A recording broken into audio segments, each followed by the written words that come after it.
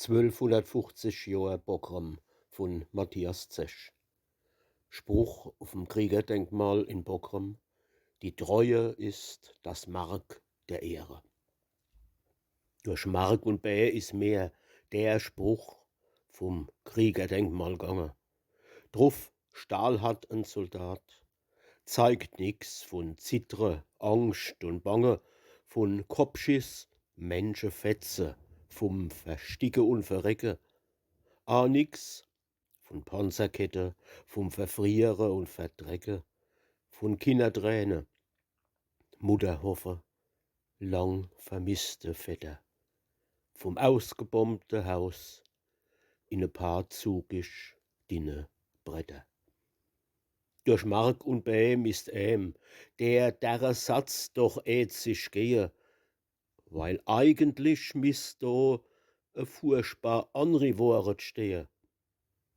Für de falsche Führer hemmer damals all die Käppi gehalten. Für de falsche waren die Opfer von uns Junge und uns Alte. Die falsche hen uns eingebläut, was Treue sei soll, Ehre. Fürs Falsche sind wir gefallen und a Salve aus Gewehre.